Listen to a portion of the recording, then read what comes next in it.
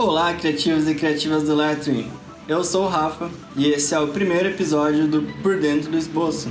E nessa série de vídeos, nós vamos mostrar para você um pouco do processo de criação dos letterings aqui da Inspiraliza. Esqueci a outra parte. Tá indo bem. E entender melhor o que são os letterings inspiradores e como eles se reproduzem. E se você já está gostando dessa série de vídeos, se inscreva no canal, dá aquele joinha pro vídeo, comenta aí qual é os próximos vídeos que você quer ver aqui nessa série de vídeos. Então vamos lá? Oiê! E aí, Isa? Tudo bem? Tudo bem. Um pouco, assim, nervosa com essa questão. Me sinto chique, sendo entrevistada e tudo mais, mas eu não sei o que você vai falar pra mim, não. O que vamos ter hoje, Isa? Hoje eu tô pensando aqui nas artes de Natal que eu vou fazer. Basicamente, esse ano eu tenho, além da minha arte de Natal pro Instagram, eu também tenho que fazer mais 2 artes de Natal para 2 clientes. Um deles é a Crônicas da Surdez, que fala sobre o assunto de surdez e, enfim, sobre a inclusão de pessoas com deficiência, lá no Instagram também. E o outro é para JF Pilates. Então, tipo, os 3 não tem absolutamente nada a ver, são coisas muito diferentes, mas todos vão ser de Natal. Então é isso que eu tô pensando agora, o que eu vou fazer com eles. Ah, que legal, hein? Mas antes da gente começar, eu queria fazer uma pergunta pra você. Ah, pronto. O que é o Natal pra você? Nossa, isso já começa assim? É, importante a gente saber primeiro, né? O que isso representa pra você, porque o lettering ele não é simplesmente algo bonitinho, né? É. Então, o que o Natal é pra você? Nossa, que pergunta, você já... Olha só, tá indo bem, hein? Bom, o Natal pra mim, desde que eu sou muito pequena, desde bem criancinha, ele sempre foi muito mais emoção do que razão. Eu lembro que quando eu era criança, tinha dias, assim, dias antes do Natal, que eu ficava naquele sentimento, sabe, naquela ansiedade só pro Natal chegar, porque era tão gostoso, era um dia que ficava aquele quentinho, que minha mãe ficava o dia inteiro preparando ceia, e daí a gente sabia que a noite ia ser gostosa e tudo mais, então sempre foi pra mim muito sentimento, sabe? Não era assim como muitas crianças falam, né? Tipo, eu só ligava pro presente e tudo mais. Eu ligava pro presente também, inclusive eu pedia o que eu queria. Mas pra mim... Os presentes sempre deviam ser arte, lápis. Os meus presentes eram sempre coisas que eu tinha que co-criar com elas pra fazer acontecer. Tipo, um brinquedo que ele não fazia nada sozinho, que eu tinha que criar a história. Ou muitas vezes ele também foi lápis, caneta, papel, tudo junto. Era uma opção também. Mas o Natal pra mim, ele sempre foi uma época de estar muito junto com família, com amigos, uma coisa que parece que traz uma proximidade, sabe? Parece que quando vai chegando a época de Natal, a cidade fica toda iluminada, tudo bonito, entendeu? Todo mundo vira irmão. Eu sempre gostei muito desse sentimento que o Natal traz. E mesmo que a gente, né, cresça e acabe caindo em outras tradições e tudo mais, é isso que eu tento trazer comigo. Essa questão do sentimento do Natal, porque pra mim Natal é puramente sentimento. E também trago isso, pelo menos busco as melhores maneiras de trazer isso nas artes que eu faço, em absolutamente todas as artes de Natal, de maneiras diferentes. Isso é o Natal pra mim. Show, show. Já que a gente tá falando de arte de Natal, pra você, quais são as melhores cores pra gente estar usando nesse Natal no lettering? Isso é uma boa pergunta. Eu tava, inclusive, começando a mexer nisso aqui agora mesmo. A gente sabe que a tradição do Natal, ela já tem as suas próprias cores, né, gente? Inclusive, se eu perguntar pra você quais que são as cores do Natal, o que você me diz? Deve ser verde e vermelho. Verde e vermelho? Mais alguma? Talvez um branco. Branco. Mais alguma? Bom, fala você. Bom, eu te perguntei justamente pra mostrar que lá no fundo a gente já sabe quais cores que o Natal normalmente traz pra gente por causa da tradição, né, gente? As 4 cores principais do Natal, falando em uma tradição, como eu tô explicando aqui pra vocês, são o verde, que representava É assim, tipo... Todas elas têm um significado, né? Vocês sabem a partir do momento que eu comecei a falar sobre isso que todas elas têm um significado. Então, as cores do Natal são o verde, que representa a resiliência, a vida e tudo mais. O vermelho, que representa o sangue de Cristo e também o amor incondicional. O branco, muito bom, que representa toda a pureza e, assim, a coisa de nascer que o Natal traz. Além de nos Estados Unidos, em lugares que são frios, então representa a neve, mas esse não é o nosso caso aqui no Brasil, né, meninas? E o último deles é o dourado. É essa que eu tava esperando você completar, mas sim, o dourado também é muito, muito, muito tradição de Natal, até porque ele representa todo esse contato com a luz, falando-se do nascimento de Jesus, e também o ouro, que segundo a tradição, um dos reis magos levou de presente, né, quando Jesus nasceu. Então, essas 4 cores, você pode ter certeza que são a aposta mais confortável, digamos assim, para você usar no Natal. Mas isso não quer dizer que você só pode necessariamente usar apenas essas cores para fazer tudo o que representa o Natal. Isso tudo pode ser adaptado. Principalmente se você, assim como eu, tá fazendo coisas para um fim específico, por exemplo, para um cliente. Acredite quando eu falo para vocês, essa aqui, ó, deixa eu até mostrar aqui a paleta. Essa aqui é a paleta de cores dos meus clientes. Então, eu tenho que levar isso em conta também, para não necessariamente fazer uma arte de Natal com vermelho e verde escuro lá e fugir dessa paleta, porque eu preciso ter a identidade deles ali. E aí, como que a gente faz isso, né? Esse é o desafio. Essa até era uma outra pergunta que eu ia fazer. Se a gente sempre tem que usar essas cores ou existem algumas outras ocasiões em que a gente não vai usar essas cores? Porque será que se a gente sempre só usar essas cores não fica meio batido? É exatamente por isso que a gente busca trazer mais identidade nas artes. Pensa comigo aqui. Todo mundo conhece a Nubank. A Nubank é o clássico cartãozinho roxo. Por qual motivo que a Nubank iria fazer uma arte de Natal só vermelho e verde? Eles iam perder totalmente a identidade deles. Mas ao mesmo tempo a gente tem que ter esse equilíbrio. Manter a nossa identidade e ao mesmo tempo ter essa base que eu falei pra vocês de quais que são os elementos do Natal originais. Por quê? Porque a gente tende a relacionar as coisas que a gente vê com o que a gente já conhece. Então pensa só, se a gente for fazer uma arte de Natal e não tiver nenhuma árvore de Natal, nem presente, nem estrela, nem nada. Isso não vai ser uma arte de Natal, isso vai ser uma arte normal, né? Então, levando esse exemplo da Nubank, por exemplo. A cor da Nubank não tem nada a ver com o Natal, em teoria, certo? Mas o que eles podiam fazer? Eles podiam usar o branco, que é uma cor neutra, para fazer uma árvorezinha de Natal. E além disso, eles podiam usar o roxinho, que é deles, para as bolinhas, para o fundo. E assim ir compondo junto, ó. Que bonito que ia ficar aqui uma arte Nubank. Me contrata com roxo, branco e dourado, gente. O que importa não é necessariamente você usar as cores principais do Natal, mas é você entender por que elas são assim, e daí você consegue adaptar ao que você faz. Por exemplo, o que eu tô tendo que fazer aqui com a JF. Eu tô adicionando aqui um tonzinho mais escurinho, assim, de verde, que mais ou menos tem a ver com a cor que eles usam na paleta normal, que é essa primeira aqui, ó. Eu tô adicionando essa última, esse verde mais escuro, porque assim eu consigo usar esse verde pra dar uma impressão de árvorezinha de Natal na arte. Assim ela não vai ficar jogada.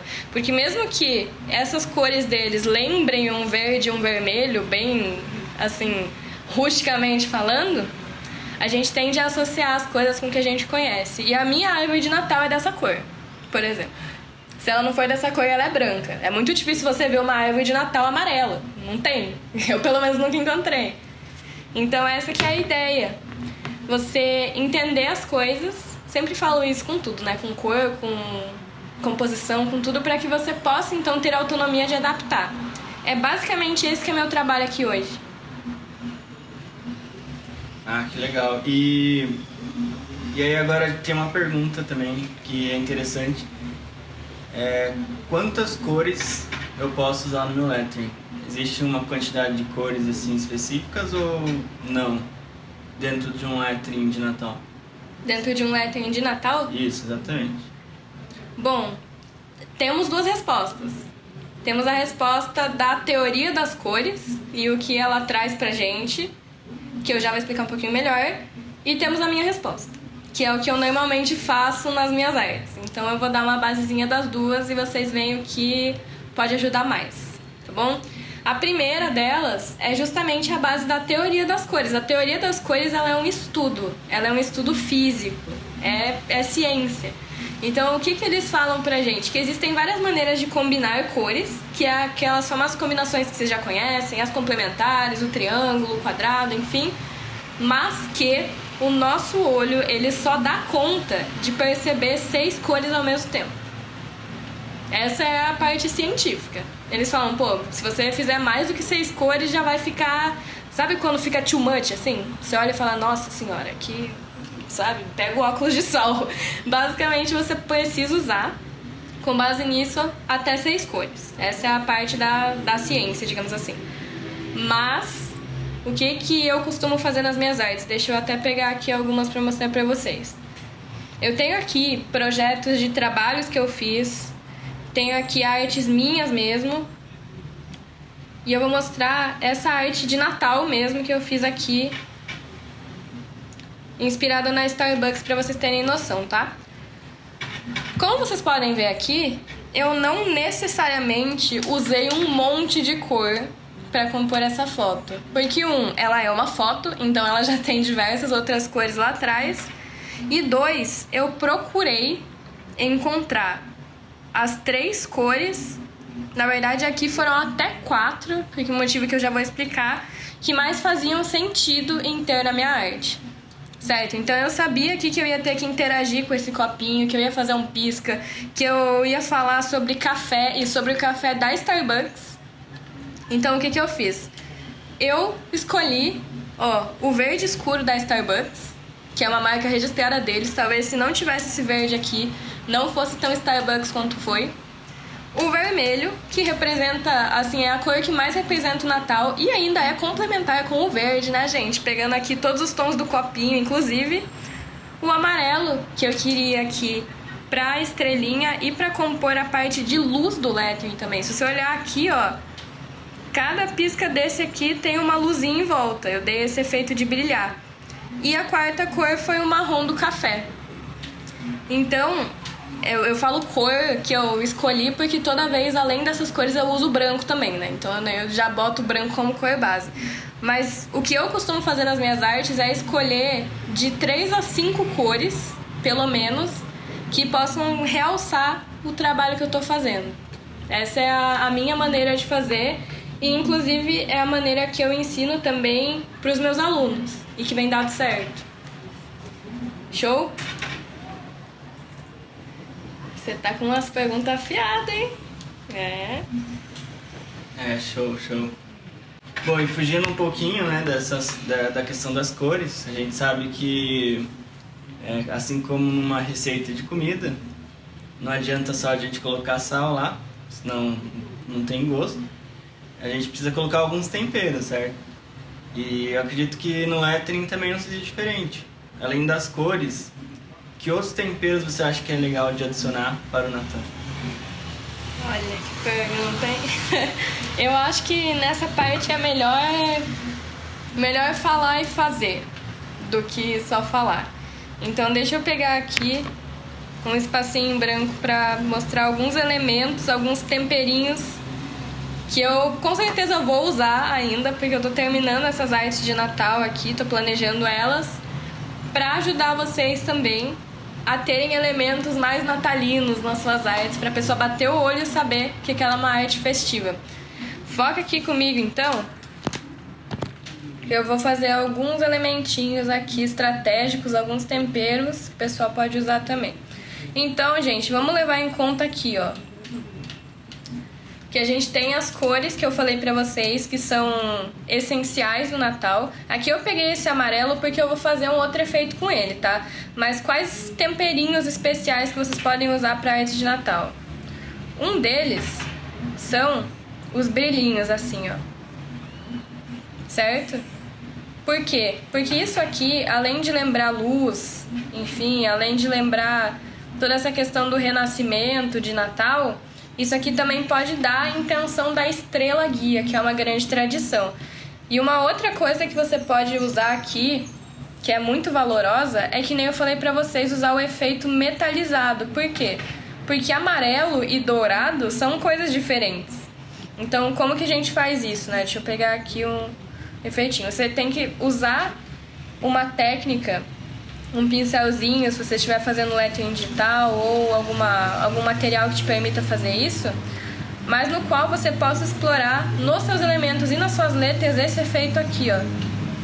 Deixa eu mostrar aqui pra vocês. Tá vendo que com essa luz e sombra que a gente vai fazendo, já vai ficando um efeito bem diferente? Essa aqui é a sombra, certo? Agora a gente vai pegar um tomzinho mais clarinho que vai fazer a luz. Vai ser tipo isso aqui. Tá vendo que de amarelo ele partiu para um dourado? Esse efeito aqui é um efeito muito natalino. E inclusive essa disposição que esse brilhozinho tá aqui, ela pode não ser à toa não. Eu sempre falo para os meus alunos sobre alguns conceitos do neuromarketing que podem ajudar eles a chamar mais atenção nas suas artes. E um deles é justamente o viés de fixação central. O que isso significa, Isa? Meu Deus, que nome estranho é esse? Basicamente significa que quando você tem uma arte que não é quadrada, que ela não tenha exatamente a mesma proporção em largura e em altura, como essa aqui, tá vendo que é um retângulo? Essa parte da sua arte aqui vai ser a primeira parte na qual as pessoas tendem a prestar mais atenção. E o amarelo, ou no nosso caso o dourado, também é a cor que tende a chamar mais atenção primeiro. Então esse tipo de elemento aqui é bem legal de você usar, deixa eu pensar o que mais. Claro que a gente pode fazer adaptações, né, gente? Não tem nada aqui que seja engessado. Então, por exemplo, se você for fazer um A normal, blocadinho, e você de repente percebe que esse A pode ser uma árvore de Natal, de alguma maneira, que nem eu fiz inclusive em uma das minhas artes, você pode ou transformar ele assim, certo? Então você meio que transforma, a própria letra em um elemento natalino, ou você simplesmente pega uma estrelinha dessa aqui, de Natal, e acopla aqui na sua letrinha. Essa é uma boa sugestão também, de você transformar as letras em algo mais natalino. Só de ela ter essas cores aqui, você já percebe, deixa eu complementar aqui inclusive. Você já percebe que isso aqui é Natal, certo? Então, esses elementos de, vou até escrever aqui, ó, dourado, que é a luz e sombra, a árvorezinha de Natal. Aqui no Brasil a gente não tem muito neve, boneco de neve e tal, então eu gosto de me ater às coisas que a gente realmente tem aqui. Coisas que a gente pode usar também, bolinhas de Natal, onde der pra usar, gente. Se vocês virem que tem uma letra O que parece uma bolinha de Natal, pode usar. São coisas bem simples, mas que já dão toda a diferença. E vai pensando aí em absolutamente todas as coisas que te lembram Natal, porque todas elas você consegue usar nas suas artes. Inclusive a minha arte desse ano, já vou deixar um spoiler aqui, ela vai ser com uma frase tradicionalíssima do Natal, que eu tenho certeza que alguém na sua casa já falou, e talvez você já esteja até pensando em qual que é essa frase, mas vai ser um lettering ótimo, prometo pra vocês. Pra ver ou pra comer? Certo? Ô, louco! Essa vai ser o meu lettering de Natal, fiquem no aguardo aí, ó. Deixou no spoiler, né? Deixei no ar. É em homenagem ao meu tio. Então esses elementos, às vezes a gente acha, né? Mas isso aí é muito básico, né? Tudo mais. Mas caramba, a gente gosta de ver alguma coisa e reconhecer aquilo. Então a gente tem que, antes de tudo, saber do que você está falando para conseguir reconhecer isso lá. Se o seu cliente ou você mesmo não tiver esse vermelho na paleta, ok, a JF tem essa cor. Continua sendo uma bolinha de Natal. O que eu posso fazer com isso? Olha só, essa aqui é a paleta, da JF, que é uma das artes de Natal que eu vou precisar fazer. Então o que eu faço aqui? Eu vou usar essas cores deles e eu posso criar aqui, ó, um efeitinho de bolinha de Natal. Ainda parece uma bolinha de Natal, mesmo não estando totalmente com as cores que a gente está acostumado. Então, olha só, são elementos que você pode adaptar para absolutamente todos os lugares e que valem muito a pena. Se você estiver pensando que é um elemento óbvio, que, enfim, todo mundo está fazendo, acredite, nem todo mundo pensa em usar. E agora você, ó, já tem essa ideia para suas artes também. Não é? São alguns elementos, algumas ideias. Existe algum grid ou algum layout específico pra gente usar no Natal ou depende? Sempre depende. Mas claro que a gente pode explorar opções específicas em datas específicas. Não existe um grid assim universal, sabe? Um layout universal que você diga, esse aqui, ó, é pra tudo, pode usar pra tudo. Nem depende do tamanho da frase, do tamanho da palavra. Não, tudo isso sempre tem que ser visto. Mas, claro que a gente leva em conta aqui que estamos em festividades e leva em conta também que, pelo menos pra mim, os grids que são mais agradáveis são aqueles nos quais as palavras se encaixam melhor. Então, se você quiser deixar tudo ainda mais natalino e deixar uma mensagem subliminar ainda pro pessoal que estiver vendo sua arte, por que você não pega e faz uma arte nesse tipo de grid aqui? Daí você deve estar falando, nossa senhora, mas como que eu vou fazer uma arte nesse grid? Acredite quando eu te falo que dá pra fazer. A arte de Dia das Mães que eu fiz esse ano, ela foi dentro de um coração, porque eu queria dar a ideia de um coração de mãe. E o coração se auto-abraçava. Você pode ver essa arte lá no meu perfil do Instagram. Mas eu juro pra vocês, isso aqui é uma ótima opção. Porque assim que a pessoa vê, ela não vai perceber de primeira, mas quando ela perceber, ela vai achar genial que você usou uma árvore de Natal pra compor o seu lettering. Então vamos supor assim, vou fazer só um esbocinho bem michuruca, tá, gente? A gente pode fazer isso aqui, ó.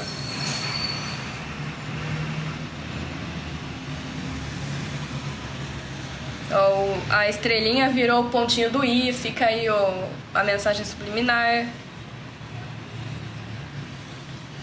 Onde você vê que tá sobrando espaço e que não vai dar pra preencher, por exemplo assim, ó, ficaria estranho, você pode pensar em algum ornamento específico que faça sentido com a sua arte. Eu sempre gosto de fazer esse tipo de bolinhas aqui pra me ajudar a preencher esses espaços.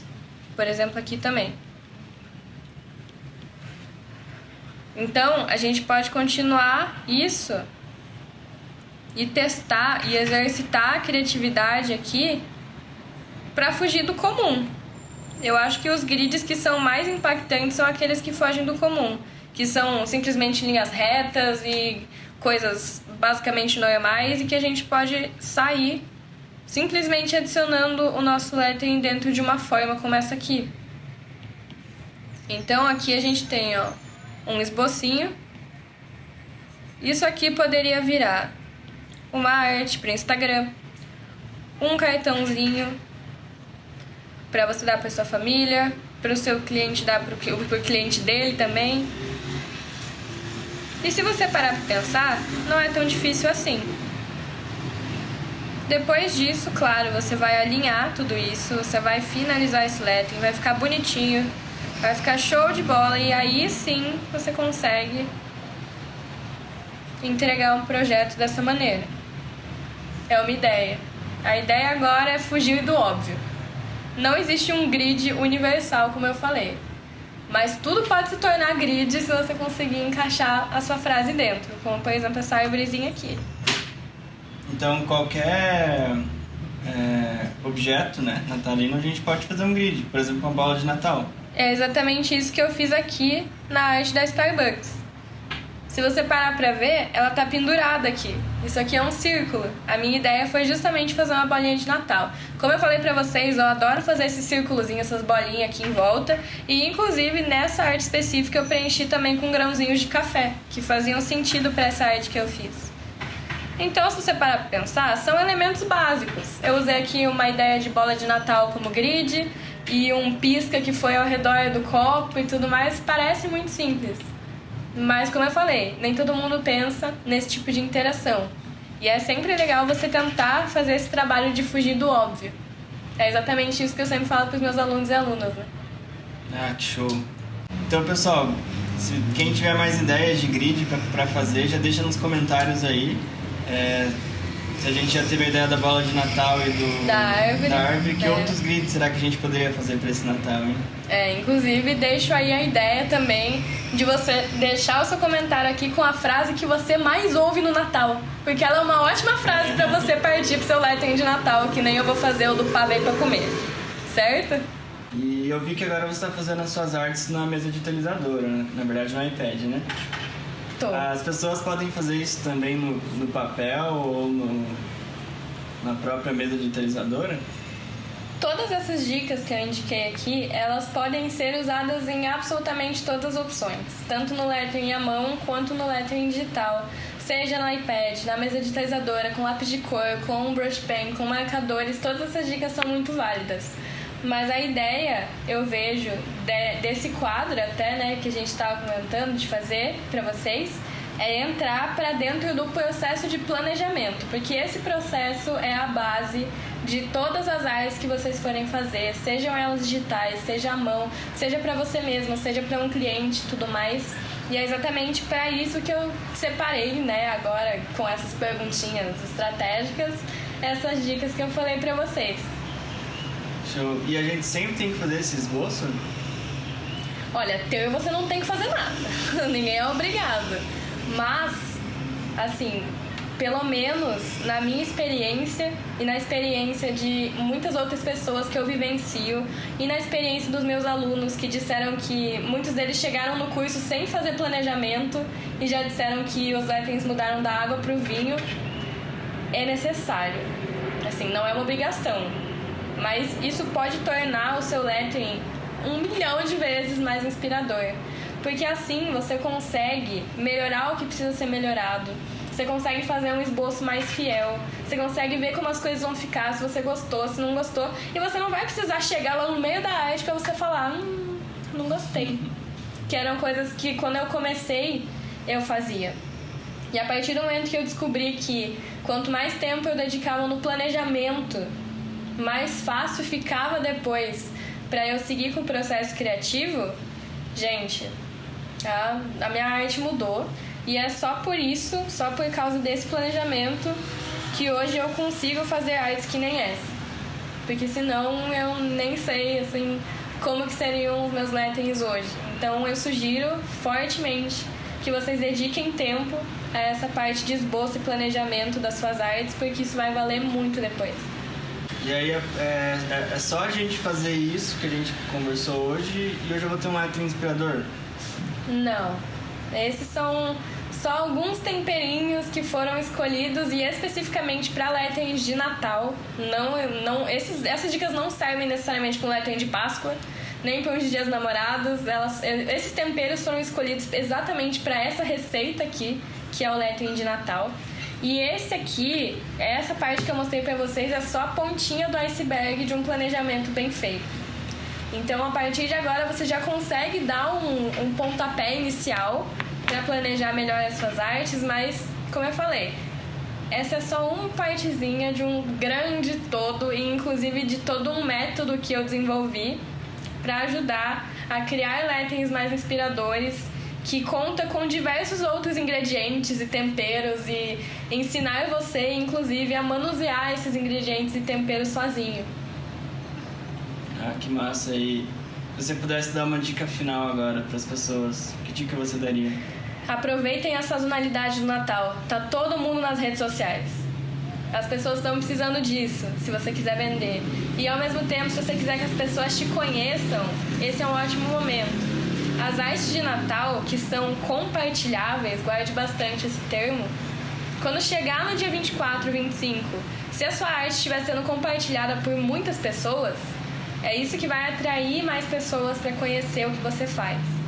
Então, a sazonalidade, as datas especiais são ótimas maneiras para, você treinar sua criatividade e conseguir expressar o que essa data significa para você, e 2, de você chamar mais pessoas para conhecer a sua arte também. Seja no Instagram, no YouTube, dentro da sua família, o que você quiser fazer. Inclusive dá pra explorar isso no próprio Natal, né? Exatamente. Exatamente. Nossa, tem tantas opções que você pode fazer exatamente no Natal. Você pode fazer embalagem de presente, cartão de presente, tag pra presente, aquelas cartõezinhos que tem o nominho de cada uma das pessoas da família pra botar na mesa. Você pode personalizar a bolinha de Natal. Minhas alunas, inclusive, estão ganhando um bom dinheiro só fazendo bolinha de Natal, gente. Já pensou que incrível?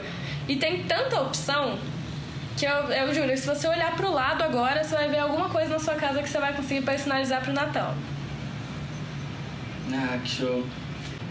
Bom, então eu acho que é isso. A gente vai ficando por aqui hoje. Agradecendo muito aí a participação especial minha. A participação especial da nossa equipe aqui, entrevista, palmas, muito obrigada. Esse é o primeiro episódio para vocês poderem entender melhor o que são os lettering inspiradores e o que eles fazem. Semana que vem tem mais. Ficamos por aí. Até mais. Beijos!